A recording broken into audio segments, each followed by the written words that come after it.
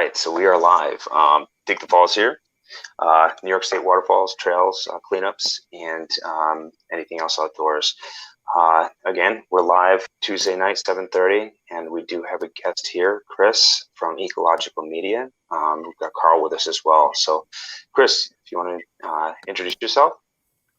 Yeah, thanks for having me. I am Chris. I am from East Tennessee.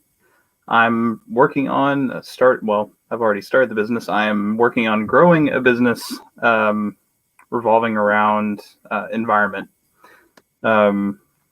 mostly on social media. But my goals kind of, I guess, revolve around, cleanup, stewardship.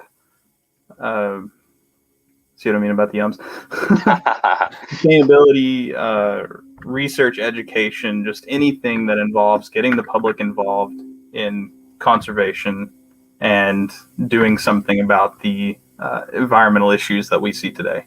Yeah, and a lot of leave no trace, things like that, right? Yeah. So, I became familiar with what you're doing, and you're doing a lot, by the way. On TikTok, a lot of your videos of you on the kayak with hundreds of pounds of trash. Can you kind of explain, a daily outing in those situations? I don't get to go out as much as I used to, but a couple times a week at most at this point, I'll go out and try to pick up 2-3 bags of trash. And then perform a delicate balancing act with my kayak. And I probably bring in about, on average, I'd say 35 to 40 pounds every time I go out. I make sure that I bring in at least one 55-gallon bag every time I go out. Jesus. So does it at times when you go out there, does it kind of, because I've felt this way, and I'm wondering if you do too, where you show up and like, it's so daunting, you don't even know where to start? Yeah, there was one experience in particular. I think it was a little over a year ago, actually. I went to this cove, and I've frequented that cove many times since then. And there was enough trash you could basically almost walk on it. Oh, wow. I think I remember that video too. Yeah. And I wasn't sure really how to react at the time. Okay. I'm not sure what emotions were going through my head, but the ultimate end goal was, I'm going to take care of this. I'm going to deal with this. Okay. And so, as I remember, you did a pretty damn good job getting most of that out of there, right? If you go back today, you probably won't find a whole lot in the cove itself. Oh, wow. Okay. In the stream leading up to the cove. Okay. Because that roadside gets littered all the time. People throw stuff. You also get the houses upstream that things are being washed out of their yards and into the river. So, but yeah, you can go back. It's a thriving environment now. I've seen loads of turtles and fish nesting. So it's a great place now. Yeah. I don't know if it's like this down near you, but up in New York, we've got a lot of old timers that used to use their kind of back hill as like the trash barrel, basically. My grandpa actually did that. Okay. Yeah. So it's probably ubiquitous across the United States. Mm-hmm. So yeah, that's kind of tough. Carl and I are actually working on a project called The Narrows in Troy, New York, and we mentioned a lot on our broadcasts. And it's the same thing. Basically, there's one section that is right next to the road, and every time we go there, the place is just re-littered with pretty much everything that we picked up already. Yeah. So we keep the landfills in business. Yeah. That is true. Yeah. So in those cases, how do you keep yourself from kind of feel having your spirits dampened? Honestly, I just feel like I have to separate it from the idea of people. I don't know if that makes sense in the way I'm explaining it, but I try not to think about the people involved and think about the wildlife that I'm doing it for. Interesting. Okay. And that really helps when I'm out in a place like, out in the open in a kayak, or kind of in places where people can't really go, because I can't see the people. I'm not beside the road all the time. I'm usually somewhere in a thicket, just trying to pull myself through. So I don't really think about this person threw a bottle and now it's here. That's kind of an interesting, it's an interesting way to look at it, because you're basically concentrating on what you can change and not the things that you can't, because you're not really going to change humans in general, right? So the things you can change is thought processes and the environment for the animals. Although I have noticed a lot of people that are learning and changing their habits just based on what they've seen from TikTok, whether it be from me or from, say, Colin or anybody that's in that environmental field at the moment, putting those videos out. It's changing minds, it's influencing people, and that's the whole point of it. I know my personal mantra is inform, influence, inspire. So that's what I hope to do every time I show a video. Yeah. It's interesting that you bring up Colin, and there are probably dozens of other people that I haven't even seen doing the same thing. But there's a lot of people that like to hate on TikTok, but to be honest, I found it way more inspiring, way more positive, and just a really great place to kind of pick up ideas and see people doing good. For the most part. Yeah. I mean, people talk about this side of TikTok and that side of TikTok, and maybe I've been fortunate enough to kind of stay on the good side of TikTok, possibly. I hope so. Yeah. So I did see. Is it your wife that partnered with you in the business? No. So I actually have a friend who I went to college with, and she married somebody who has the same last name but is not related to me. Oh, that's hilarious. Okay. And she's not completely involved at the moment because she's got some things going on, but she is ultimately my business partner. Awesome. Nice. Yeah, it's good to have partners. I've got a really great team. I've been lucky, very fortunate to bring on some really great people. Carl, Carl, why don't you tell a little bit about yourself, because it kind of leads into the fact that you can't always have people involved that have a ton of time on their hands. So it's anything you can get is always good. So this might put me in the ground, man. Chris, I'm Carl. I'm actually a geologist with the New York State Museum here just outside in Albany. So I live in Troy, right by the Narrows. So that's kind of how I got met Ed and got involved with this. I'm involved, aside from with Ed, I'm involved with not-for-profit and about 3 other nature preserves. So like what you're seeing with your kayak pickup trash, we see it every single workday, no matter where we are. It's like things like TikTok and just like Ed's group Dig the Falls, all these different apps we have that are actually helping, I think, boost our outreach, and then just getting involved in these types of things, especially cleanups. I mean, the biggest thing is cleanups and access to trails in these nature preserves are the biggest. That's what I'm looking for. Biggest boost to the community and to the nature itself. Like especially like you're seeing in the water, and like I mean here the biggest thing. I don't think Tennessee has a bottle deposit, do they? No, unfortunately. In New York, at least that's a boost to some people that cleans up at least that aspect of the bottles. Like we don't get Gatorade bottles here aren't recycled are 5 cents or like Powerade, but all these other ones are. So I guess there's motivation behind cleaning those things up, but then like still just regular trash. There's nothing behind it unless it's scrap metal. And I'll find a lot of people picking up aluminum cans because aluminum goes for a decent price, but they won't pick up the plastic. Yep. Because right into landfill.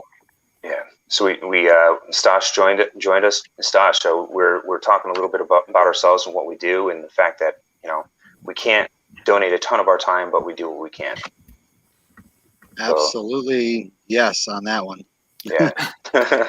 So jump in. Tell us about yourself. What do you do for work and fun? So for work, I get paid to work at Walmart, unfortunately. But for fun, I am on the search and rescue team of the Catskill Mountains. I am the public information officer on there, so unfortunately I got to address the public, which is, I don't know why they assigned me to that, because I just tell them straight up what's going on, tell them the guy's screwed or something. I am been with Dig the Falls since, I always say this, like 2013 or something like that. Something crazy, yeah. It's been a while. I am trail maintainer down in the Catskill Mountains. I am the second vice president of the Catskill 3500 Club. What else? I am now going to be appointed to a kind of like a trail maker at the Michael Kudish Natural Preserve in the Catskills. Well, it's down by Stanford. If anybody knows who Michael Kudish is, he's a huge guy for Forest Preserve. But I don't know what else. I can't remember what else. Just a lot of volunteer stuff. Busier than me. Constantly hiking too, right? Yep. Did that today and did it Sunday and did it last Tuesday. Nice. Always. Yeah. So I mean, the point I'm getting at is we've got a couple more people that we're all spread across the state. I'm close to Carl, but I'm about an hour and a half, maybe 2 hours away from Stosh, and then I'm a couple hours away from another member, and I think 4 hours away from Julie. So it's interesting, but we all kind of have our own things that we could kind of add to the organization and do our part wherever we're at, basically. So it's kind of nice to be able to kind of lean on them for help whenever I can. So I'm sure as your organization grows, you'll pick up more people that will be able to kind of chip in as well. I definitely hope so. Yeah. Like I said, I'm very fortunate to have kind of picked up these guys, and they're willing to help me out. I mean, I can't say enough how much they do for us. But yes. So anyway, let's get back to your organization itself. So you have a specific lake / geographic area that you kind of you serve, right? Typically, yeah. I stick around one lake that's near me. It's called Norris Lake. Okay. I'm not restricting myself to that, but it's just the nearest place for me to go. Right. Where's that at again? It's in Campbell County, Tennessee. I don't know. Damn. It's kind of near the Cumberland Mountains. Nice. Yeah. So I grew acquainted with Chris on TikTok, and I've seen all his videos. He's been, basically kayaking out and hiking out, hundreds of pounds of trash for quite a long time. It's just amazing. And if you, I put up all his links, and anybody watching should definitely follow, his social media, check out his website and everything, because it's just incredible how much he's actually been able to kind of pull out of the water and off the banks and everything. So definitely check it out. And cool. The what I would say is one of the last videos, Chris, that you did, you were walking the bank, and basically the entire bank that you walked past was completely covered in trash. Tell us about that. Yeah, it's improved over the last couple of years that I've been doing it, and Okay. It's sad to say that you saw what was there, but that is an improvement. The biggest problem right now is polystyrene. Yeah. And that's because I really can't do much about it. I can pick up bottles and cans and whatever else all day long, but the polystyrene gets mixed in with the natural detritus, and there's not really a whole lot I can do to separate that. I can pick up beer chunks. But it's a pretty normal sight. Like you were saying, it's just about everywhere. You can throw a pin at a map and probably find trash. Right. So, I mean, the thing you could kind of think about is okay, so how are you going to make the most impact? You're saying that you are going to not tie yourself down to a specific area, but so let's say you chose 5 lakes to try to clean up in your limited amount of time. you don't make as much of an impact because it's all kind of across 5 lakes. So the fact that you've chosen to be able to kind of focus on this one lake actually probably makes a bigger impact in the grand scheme of things than you trying to spread it across 5 lakes. And it also keeps me from getting overwhelmed. Yeah, absolutely. It's kind of crazy. I mean, I think Stosh sees this a lot more than I do because he's out a lot more. But especially now that the pandemic has come, we've got more people that are less educated jumping on the trail systems and to these recreational areas. So you get to see a lot more trash, unfortunately. So, but are they now? Stosh, are you muted right now? I think you're muted. You're muted. So what's good though is that stuff we've reported actually from trailhead stewards and stuff that traffic is down significantly from last year. Okay. Overlook Mountain has seen a decrease. Overlook is, Chris, and Overlook Mountain is the closest, biggest attraction to New York City. So it's one of the big climbs. It has a fire tower and it has ruins. So everybody goes here. They usually get over, which is crazy. I'm pretty sure they said over 200,000 people last year on the trail in a matter of 4 months of when the stewards were there. So they said they've seen a decrease of 80% at Overlook, and we were at Slide Mountain. We're at Slide Mountain every weekend, and we report maybe a full parking lot almost every day. But usually last year it was a full parking lot, and then there were 40 cars up and down the sides of the road. And we had they said last year there was one person counting, and there was over 500 bodies in one day. Yeah, so it's decreased. Sorry about the traffic sound, but it's decreased at least up here. Maybe people are, sorry to say, but the rich city people are getting out on the plains and going out to Utah and Washington and stuff like that. Gatlinburg, let's be. Yeah, I mean, the funny thing is I read about stuff like this happening back in the 60s with the Borscht Belt. When air conditioning was invented, everybody stopped going out of the mountains to get in the cool air, and they started going back home and into airplanes. And I'm just like, wow. I'm like, so when everybody was inside, or when everybody was confined inside, they went outside. And down in the old days, the Jewish days in the 1960s, the airplanes started picking up, and they're like, hey, let's go to other countries. Forget about what's next door. Yeah. So I think that's kind of happening. People are like, this place is okay. Let's just go to Italy. That's all right. I don't know if you're seeing that down there, Chris, too. So Gatlinburg, I don't know if you all are familiar with that, but Gatlinburg gets a lot of traffic from everywhere. And I don't even bother going there anymore because it's just so clustered. Yeah, I've heard horror stories about there. Yeah. I think I read about that in Bill Bryson's book. It's one of the big stops in the AT. Yep. And it's just becomes a shopping area now, tourist trap. More or less. Wow. The when I was on the AT in the Shenandoahs, a lot of the people said one of their stops was not favorite stop. They wanted to stop at Gatlinburg, but when they walked through there, they just kept going because they're just it was overwhelmed with tourists, and they saw us the AT thru hikers as homeless people.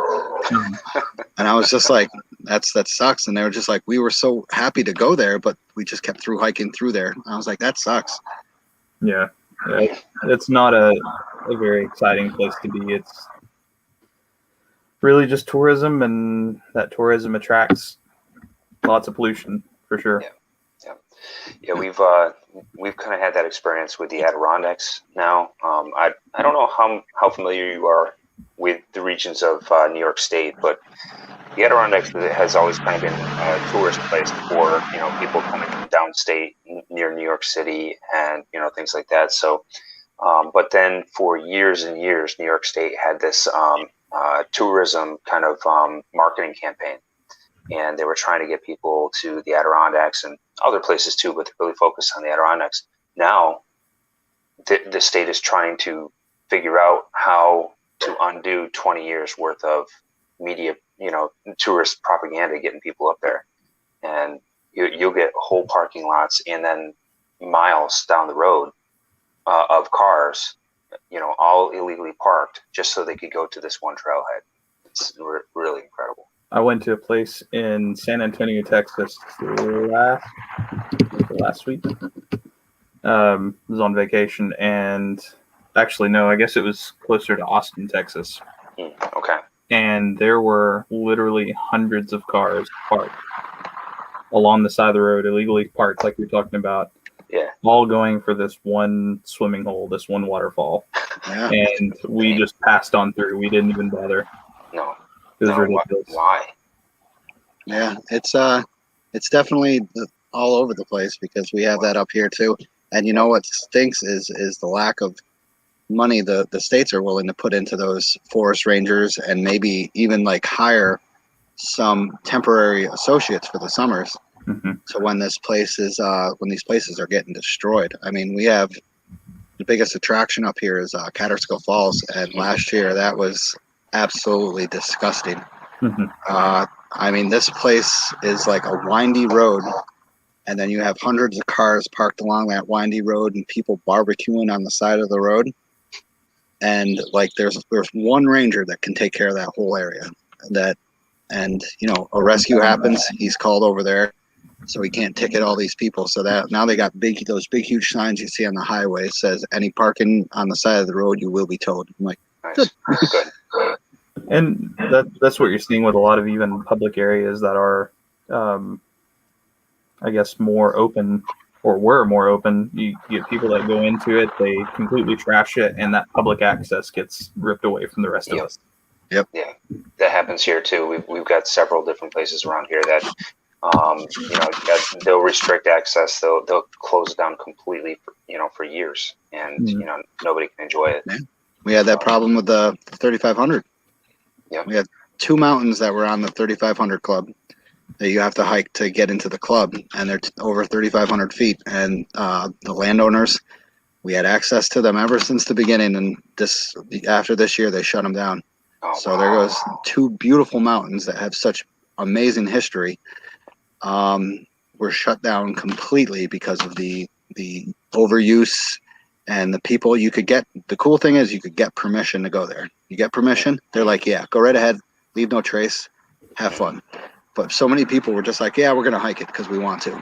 Wow. So these people who have been in the Catskill Mountains ever since the beginning, and who are rich people willing to like let you go there, were just like, nope, this place is gonna become a disaster.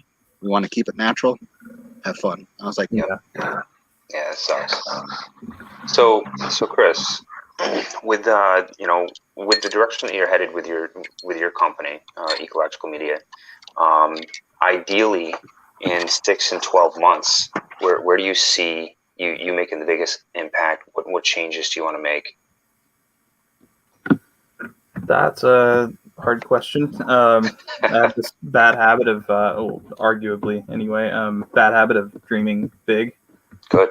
So I've got this whole list of things I want to do, but how I'm going to get there, that's a difficult thing to plan out, I guess. Biggest thing I want to do is, I guess, get myself out there to a point that I'm constantly, I guess, educating more and more people. Mm-hmm. I would love to do more than just the trash cleanups. That's something that's definitely high on my list, but I would prefer to do more ecosystem restoration, any kind of, I guess, invasive species removal, things that lean a little more toward that biological, ecological side. But, I'm just going to keep focusing on cleaning up trash and trying to make myself a little more consistent on social media. Yeah, it's hard. It's very difficult, yeah. And just see where it goes. Yeah. Now, I did see on your website that you have events kind of planned or in the planning stages? Placeholders. Placeholders, nice. Okay. Yeah, I've got people that would love to go out and help me week to week. Yeah. Biggest thing I guess I fear is dealing with any kind of liability issues. Mm-hmm. That's why I really haven't taken anybody out and done these things, because if they're not partnering with me on the business, then I need to be covered so I don't lose anything. And that's actually why I went for the LLC. Mm-hmm. That way it takes a little bit more of the liability away from me, and Yep. if I lose something, I lose the company. Right. But it's hard to get help because I'm afraid to take help. Gotcha. So, You know, Chris, could you ever partner with the state and sign like a volunteer service agreement? I've definitely considered it. I've also considered, and I'll refer back to something that Colin, Trash Colin, he's doing. He is actually doing contracts through, I guess, the city and probably various organizations to where he does cleanups for them, but he has to bid on them. So lowest bidder, of course, takes the job. And that would be a quick way of hopefully getting some money. Of course, he's got a much wider expanse than I do. He's got more resources than I do. But I could definitely, I actually do have help with the county. There's a not wildlife officer. What is his title? Environmental officer. He has helped me with some equipment, like the grabbers and some gloves and whatever I need, trash bags. Nice. So I've got the county on board. He Nice. talks to the Tennessee Valley Authority, which is one of the big power companies out this way that also owns a lot of the lakes, basically, anyway. And I think they've heard my name plenty of times. So I think getting those organizations on board with helping me would definitely help this thing grow. Interesting. So do you think maybe trying to even directly partner with them, doing, even something small to start off with?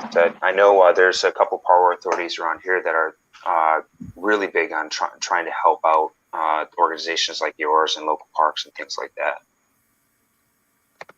Yeah, I think that would definitely help. That and the wildlife agencies. Yeah. So any connections like bridges you can build with anybody is a good thing. So it takes a while. Like with our search and rescue group, you think right away all the rangers and stuff would be like, yeah, let's call the search and rescue team to help out. But it's taken 3 years to build that connection with the rangers for some reason, to say like, hey, we're here to help you guys. We have the training. Let us help. Same thing with we have to, we build bonds with the sheriff's department. We build bonds with the police, like the troopers and stuff. It's just, I don't know why people aren't willing to, like, companies or like organizations like are willing to take on your, like, hey, we're not liable for you because you have your own volunteer service agreement. So go ahead, help us out. I also have the habit of keeping what I do not quite public. I know I post things online all the time, but when it comes to my cleanups, I kind of stay hidden. So that's a bad habit of mine. I got to kick and actually put myself out there so they know I exist. Absolutely. Yeah. With the city of Troy, they gave us a waiver that basically just you sign quick. It's super simple, very simple, one-page paper that we signed. So, and they've been really great about just saying, okay, yeah, you got carte blanche, do whatever you need to do, and we'll take the trash bag and all the trimmings and whatever else you have. And they've been super great about that. So as far as from a liability standpoint, it may be a little more clean cut than what you might think, as far as from getting volunteers to help out anyway. We get a lot of volunteers that stop by, especially in Troy. And I think we haven't had any troubles yet. Let's put it that way. But I can't foresee any kind of liability issue on, from our perspective anyway. But as far as cleanups go, definitely. I mean, you don't want to be breaking your arm, patting your own back, but you also want to make sure that people are aware of everything you're doing. For sure. So, given say 12 months down the road, money wasn't an issue. Do you think that you would love to have like a team of individuals helping you out, or what would that look like for you? Absolutely. I've got this whole plan of multiple different teams. I'd have a team on the stewardship end that would actually visit all these different locations. Working in North Lake is, of course, one of the big things, but there are several other lakes within, a fairly close distance from here that I think we definitely need to work on. The Tennessee River has people on it, but I think there's plenty of trash that we could definitely pitch in on that one and not get in their way. I wanted to have a research team, a restoration team, just various different. Like I have this.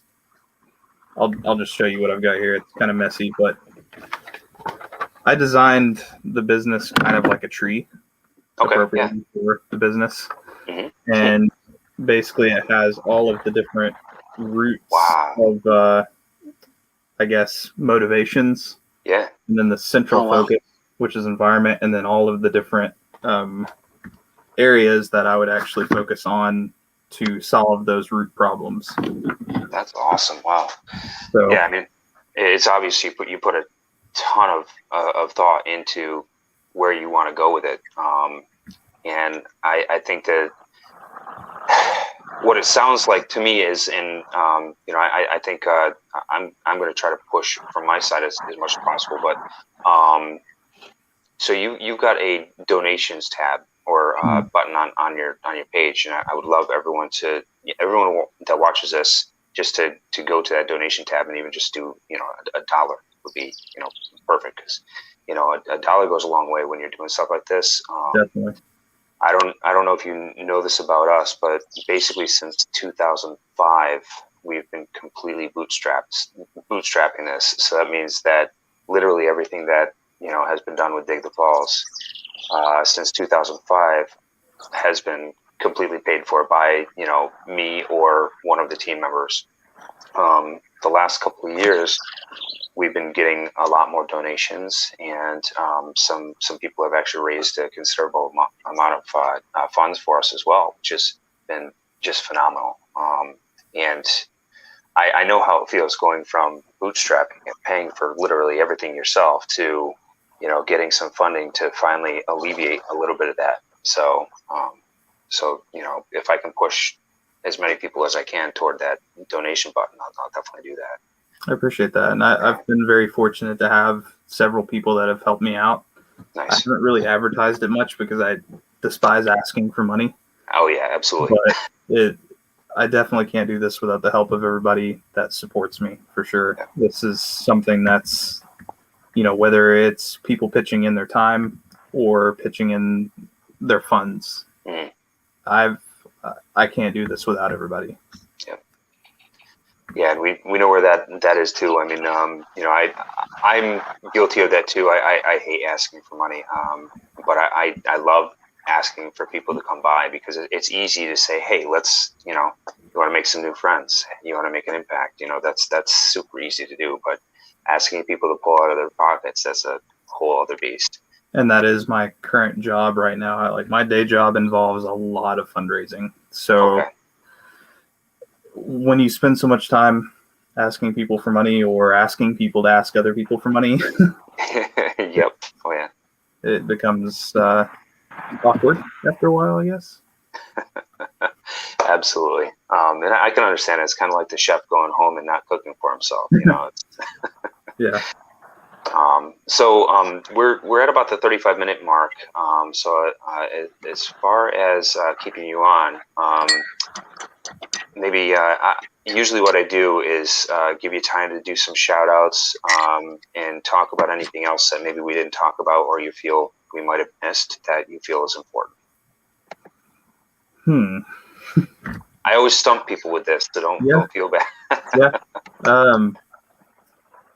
I can't think of a whole lot to really talk about as far as my organization goes, but the main point that I want to get out to people is this isn't something that requires a degree or something that requires any kind of prior experience. Just get out there, just do something.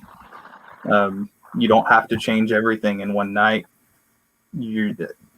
In fact, there's no possible way that we're going to change this in a short amount of time. It's just something that we're going to have to keep working at, and one thing at a time. I mean, I can tell you right now that I still use plastic. I'm, a little ashamed that I still use plastic after all the times that I've said single-use plastic is a problem, but I mean, there's hardly a way to truly avoid it, especially when you're dealing with groceries and you got to treat yourself every now and then to something. Yeah. But just make those small changes and get involved. Absolutely. So Carl or Stosh, do you guys have any questions for Chris before he jumps off? No, thank you for everything. I mean, you're not in the state, but you're in the United States helping out. So anything, like I said, anything that helps out anywhere is absolutely great during these times. And leading by example is the way to go, because everybody, it's all about education. I've realized the times that I've picked up that people are just uneducated, and once they realize what they're doing, they're just like, oh man, I'm so sorry, man. It's that simple. Oh my God. I've been through that.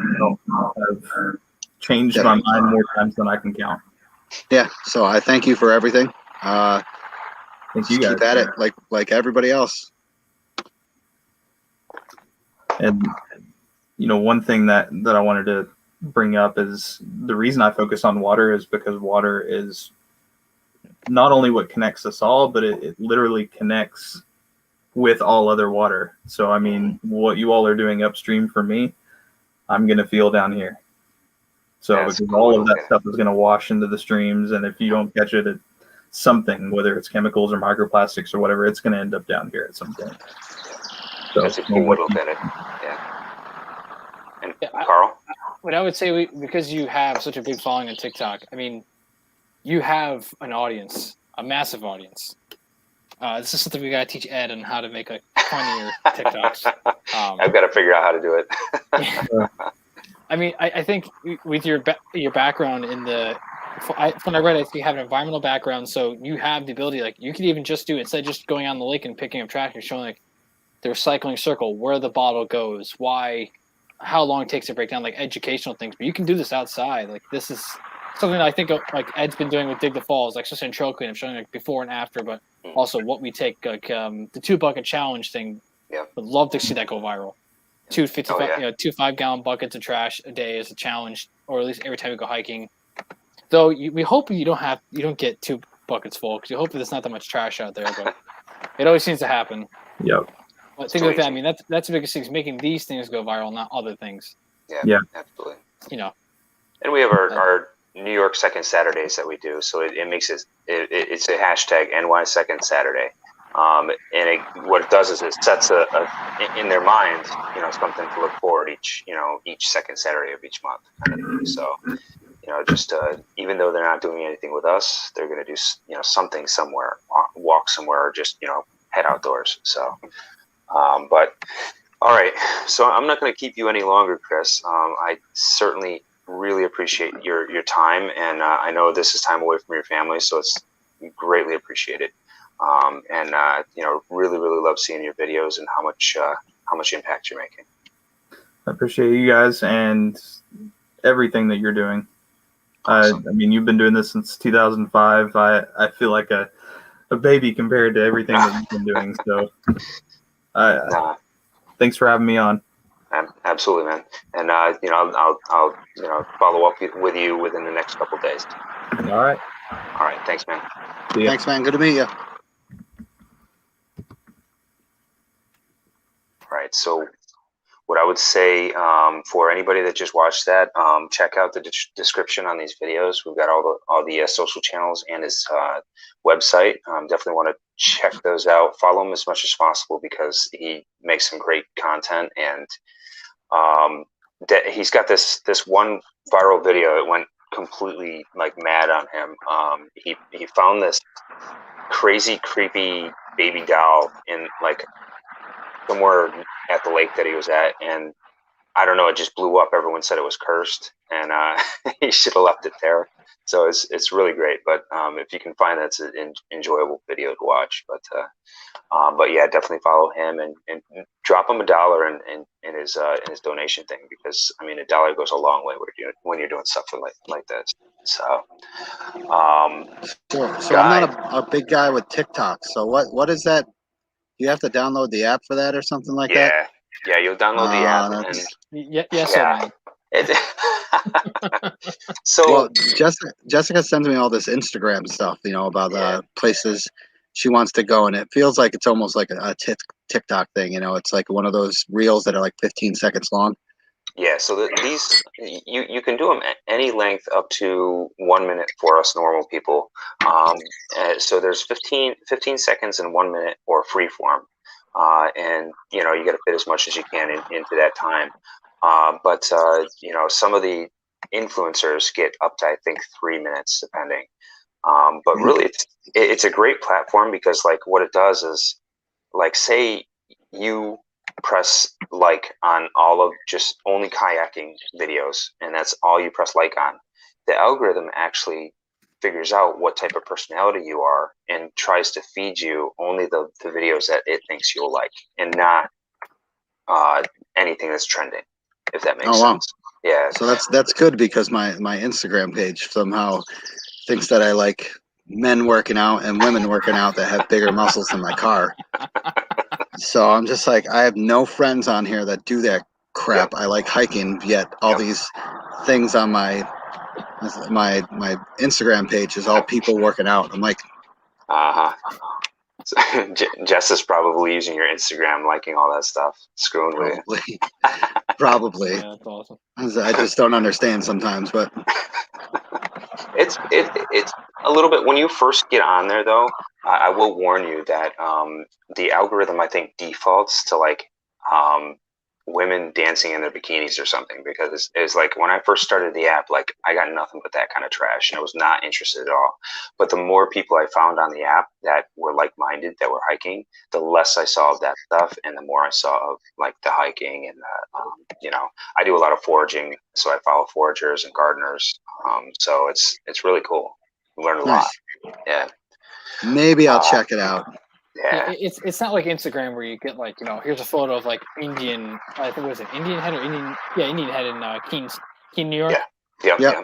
And then everyone wants to go there and get that exact same photo. Yeah. It's not like that. It's like they'll show like, okay, here's the walk up the trail, then the final thing, and like it's different than that. That's why I was like, I think one of the points with Chris was like, he's on TikTok, not Instagram, where he's showing Instagram doing it. It's like, meanwhile, he can show like what he's doing while he's doing that. Just here's the photo. Yeah, it's storytelling. Yeah, a lot of storytelling for sure. Yeah, a lot of funny stuff too. A lot of funny stuff. But so I digress. I'm gonna back it up a little bit because Chris was going to be a little late, and he wound up being right on time. So I didn't get to kind of jump on something that I wanted to tell our viewers.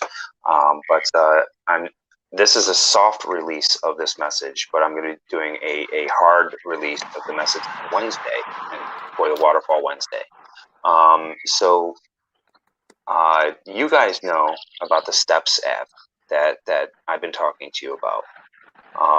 So what I did was I got preloaded, I don't know, about 30 different locations on the map. What I'm going to be doing is I'm going to be pressing really hard to get lots more locations on the map.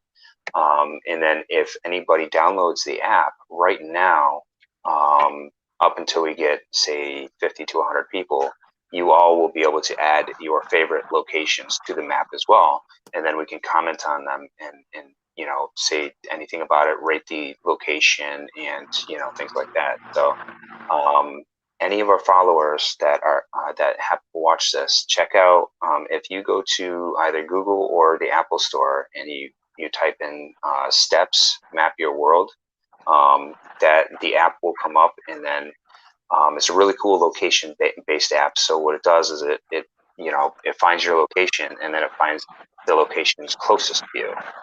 When you first log on, it will offer you up popular maps around you. So there will be several maps. So some can be renting bikes. One might be a coffee house. Another one will be vegan, cafes or whatever, But if you search Dig the Falls, you should be able to find our map, and then jump into there, join the community. It's going to be a nice, thriving community of all us cool people that like the outdoors and hiking and waterfalls.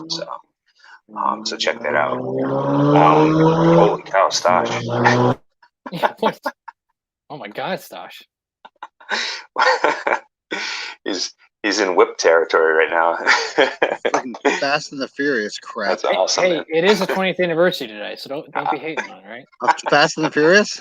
We got Oh, 20 that's years. hilarious! Wow. No way. Wow, that movie was so funny because it was so bad. It's so awesome. The one part of that movie that I absolutely loved was at the very end when they're racing across the tracks. That what was it? It was a Charger, right? That Yes. Vin Diesel- Charger, oh my God, that yep. thing! He just punches it and it drops down and kicks back and then launches, and that was like the best part of the whole movie right there. And that is legit. That can't happen because the torque can actually bend the frame of the so car. great, so great, so great. So anyway, to get back to regular conversation here. So, Stash, you always have a hiking story. I want to ask Carl first. Go right ahead. Hiking what have you been? story. Yeah, any hiking lately, man? What have you been doing? So it's a kind of a funny story. My girlfriend's parents are in town, and we hiked. We wanted to do a sunrise hike, so we picked Overlook Stash, of course. All right. Because it's an easy hike. And it was that last week we had just 90 degrees every single day, which is muggier than hell. So we decided to go do Overlook, and I'm like, Thursday looks like the best time. So we get up there, and all of a sudden, like, all these people showing up. Like, it's a Thursday. Who the hell is here? It was the day of the eclipse. Oh gosh, yeah. But of course, Overlook has a certain degree. I think it's probably maybe 200-degree view, but the eclipse was just out of sight. Oh, because the tree line was right here, so you could just barely see it. Like, oh, that sucks. Oh, After we found out man. what it was for, still, but Were you watching it from the ledge? yeah, we were on the ledge, but we couldn't see it. Everyone was on the fire tower, and they saw it.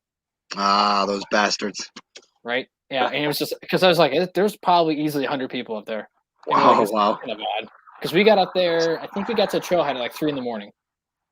Oh wow, Wow. jeez. Yeah, Nice. it's because the sunrise was at 5 something. No. Oh god. Yeah, 5:30 ish. Yeah, it was Yeah, I think it was 5:23 is what it said.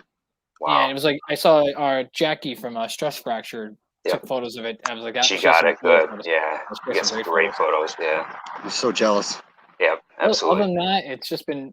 I haven't had much hiking because I spend my free time trying to get the hall finished. The stuff at the hall finished up. So Yeah, Mount Ida.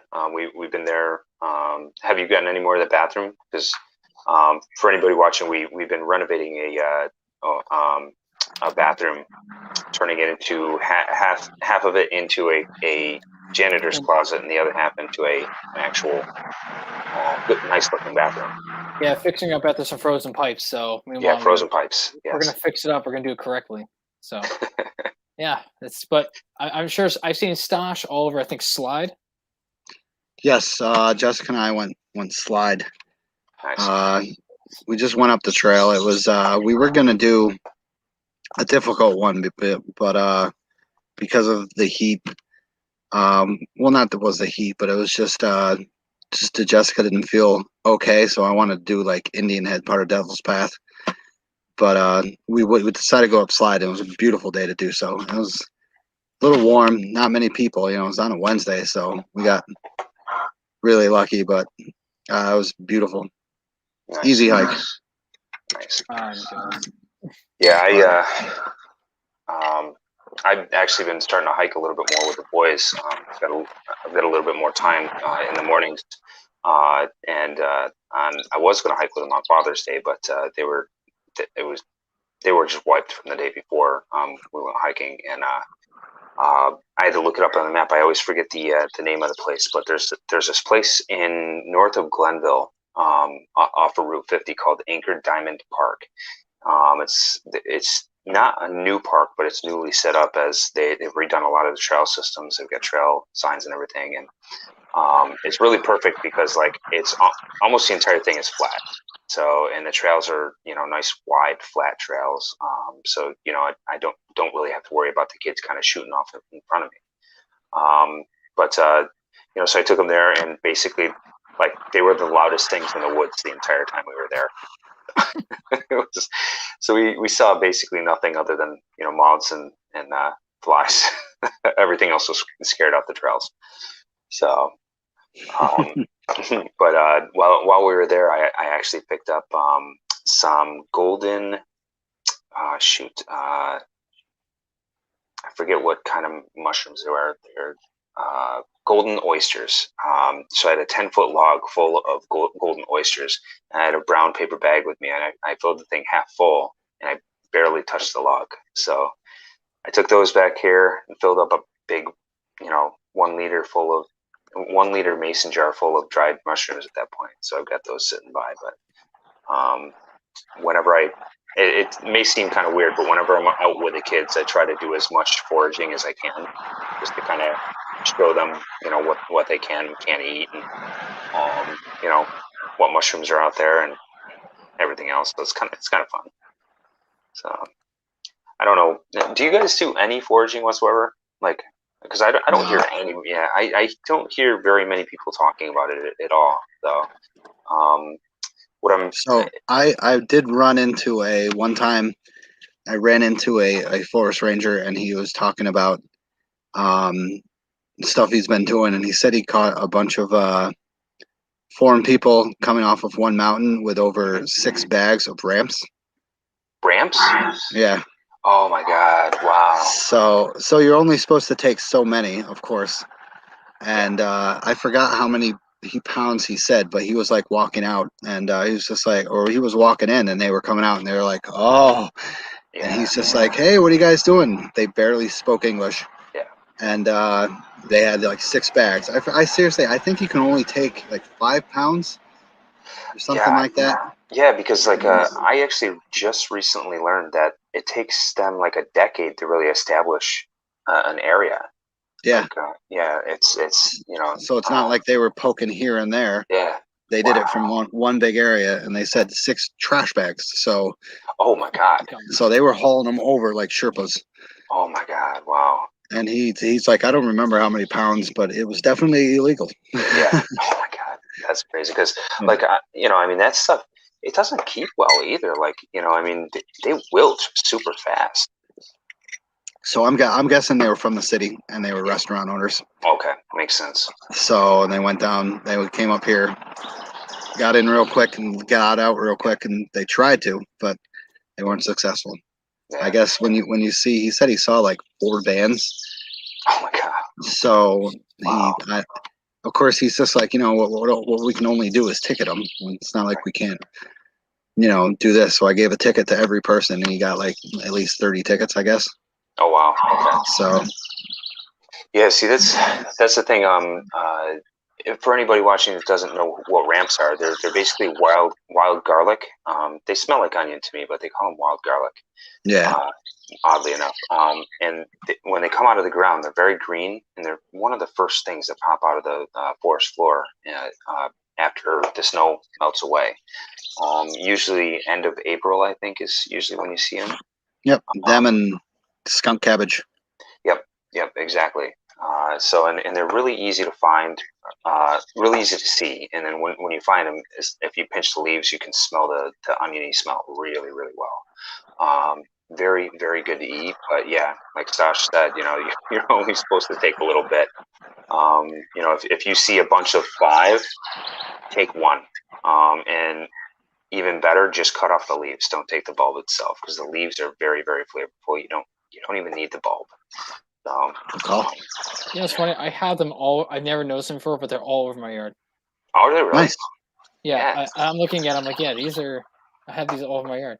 That's awesome. Yeah, they're great. I mean, I actually transplanted some this year, or no, a couple years ago, and they did take. So I'm gonna let them just continue growing. But yeah, it's really interesting. The whole I follow a lot of foragers on TikTok, and what I'm finding is basically almost every single weed that you have in your yard is either edible and or medicinal in some way, shape, or form. So you know, I mean, everything from you know, the flowers that most of the flowers that you see in your yard that most people want to get rid of, the clovers, those little white clovers, the 3-leaf clovers, you know, all that, all the annoying weeds that you're pushing aside while you're bushwhacking. Most of those are probably edible. Like there's so very few that aren't edible in some way, shape, or form. It's really amazing. And the reason why I bring this up is because, like, imagine, like, you hear about people in Appalachia and, you know, out in the middle of the woods, you know, where they have no supermarkets, they have no access to fresh food and fresh veggies and stuff. And you hear about those communities are starving, but literally they're in the middle of a forest. And, you know, you can walk outside and almost every single tree that they come across produces something that they can use to eat. So it's just, you know, kind of interesting. My kids actually taught me that you can eat you know, those flyers off of maple trees. Those The things. helicopters. Yeah, the The helicopters. helicopters? Yeah. So you can eat those seeds. Interesting. Yeah. So you can eat them right off the tree green, or you can bake them like you would do with pumpkin seeds. You can bake them like that with some salt and olive oil, and Interesting. yeah, super delicious, like very good. So you know, just stupid stuff like that. Like you know, everything like. So this year I did a no-till garden. So basically, what it is you try to disturb the soil as little as possible when you're putting in the garden. So and then when the weeds pop up, you basically pull the weed and lay it down on the ground. I really have barely weeded it at all. I've pretty much left all my weeds there, and I'm looking up each weed as they pop up, and like 99% of them are edible. Like they you know, they have vitamin C and all the other vitamins that are good for you. It's crazy. Interesting. Yeah, it's kind of weird, but yeah. So now Jess is calling me a hippie. So. That's what my wife is starting to call me with all the stuff we're doing. So I'm just like, yeah, please don't. Can you guys hear the thunder out there? Yeah. Yeah. That's Yeah, crazy. I was gonna say I got some thunder. I'm just like, I wonder if it's nearby, but radar doesn't show it. So I was like, I guess I'll get struck by lightning. Cool. I haven't gotten any rain yet. Each storm breaks up and goes around Troy. Yeah. I feel like there's an issue here. I can't. I use a rain barrel. I use a rain barrel to water my garden. It's bone dry again, so I have to rely on the tap water again. You shouldn't say that on media, man. Especially in the state of New York. I was gonna say, no, it's legal. We can use the rain barrel to water crops. You can't drink from it. Oh. So we're allowed to. The city actually sells them and a composter. So yes, it's a city one that we're allowed to. So I use all my garage. All the roof comes right in, just flows into the tank.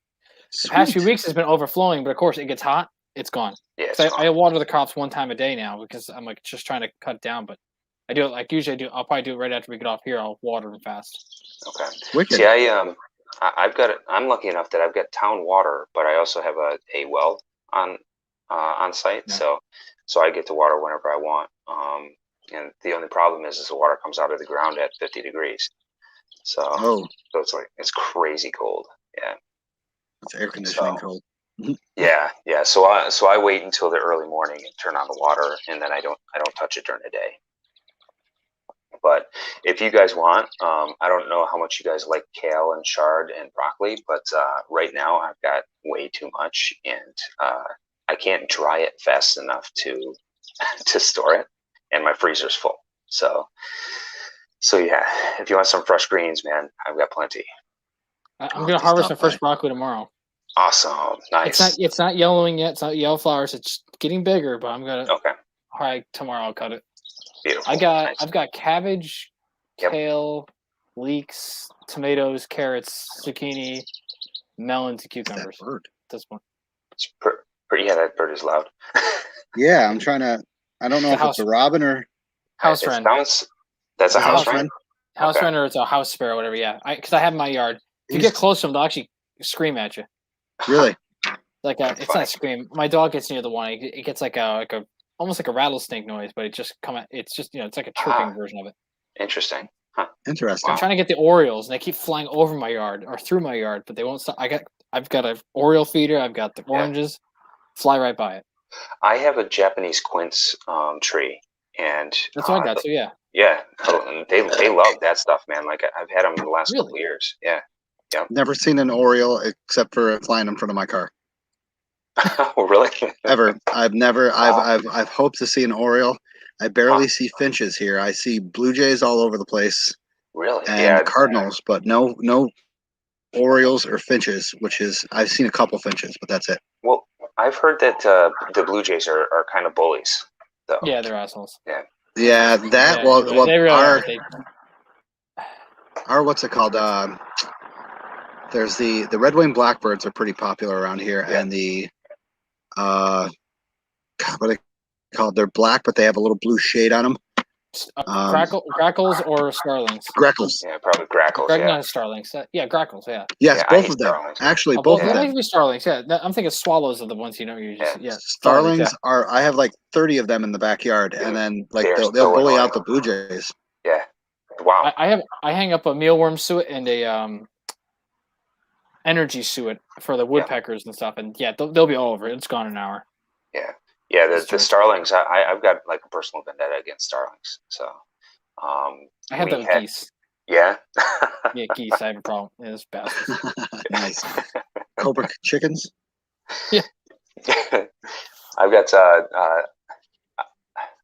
10 chickens now. I think I told you guys I have chickens, but so I've got one chicken, and maybe anybody that's watching this can help me. I've got this one damn chicken. For some reason, every time one of them lays an egg, it will literally go in there, grab the egg, and crack it and pull it out and then eat it. So I'm getting like almost no eggs whatsoever anymore. I'm so frustrated. Oh, wow. Yeah, and I've tried to separate it into its own pen, and somehow it keeps getting back in with the other flock. It's like it's so tenacious. Like these things, they're frustrating. So I wouldn't kick an animal, but I would. I'm really close to doing something. So yeah, but so anyway, so we're at an hour, guys. I don't want to keep you guys for too much longer here. But so do you guys want to do a shout out? Either one of you guys? Any shout outs? Just a shout out to all the volunteers Cool. for this coming summer season. Hopefully it's a calm one and a nice one, as in terms of leave no trace. And thank you to the Rangers. If he ever hears this, Ranger Slade, he's a fun guy. Trust your volunteers. Yeah, definitely. So they're there to help for sure. And do you want to give a shout out to your because you get a trail steward, not a steward, but like a adoption thing, right? Yeah. So Catskill Adopt a Trailhead for the 3500 Club. Big shout out for them. Been fun so far this year. I got, I think, 3 more times when I'm doing it with them. Nice. 3 more days. So if you want to pop over to Slide Mountain on July 24th and 25th, I'll be there, and I'll give you free cookies or something. I don't know. I got some M&Ms. I got M&Ms. Some warm M&Ms. Yeah, had them today. So you took the best part of the trail mix out and put it in. Yes. Yeah. I don't have trail mix. I can't eat nuts and stuff because I have digestive problems. So. Oh wow. Okay. Stinks. So you have your trail mix there. Got it. Just. All right. So how about you, Carl? What you want to do? Shout out. Well, Ed, I'll kiss your ass and say all the work you're doing, Dig the Falls, especially with all the new keep the website going. Make sure everyone has that stuff and help me out at Mount Ida. Yeah, absolutely. Just keep everyone out there cleaning, keeping the place clean. Just 2 bucket challenge, keep that going. Yeah, that's the big thing. That we gotta get that going again. Yeah. And just everything else around the state, all the different organizations, land trust, land conservancy groups, keep it going. Yeah, absolutely. Every last one of those volunteer groups and volunteers, individual volunteers, whether they're part of a group or not, they're making a huge difference. So, even with Chris being on earlier, all the work he's been doing, semi in the background, it all makes a huge difference. So, absolutely. So my shout out would actually be to Chris from EcoLogical Media. I've been watching him for probably a year, maybe even a little bit longer now. But I mean, all his videos are very enjoyable. Just it's calming seeing the difference that he makes from the beginning of the video to the end of the video, and it's just amazing to watch him work. So so big shout out to him. But otherwise, guys, we'll catch you next time. Hopefully, we'll get another special guest on next week. Work. So we'll catch you guys later. Sounds good, Sid. See you next.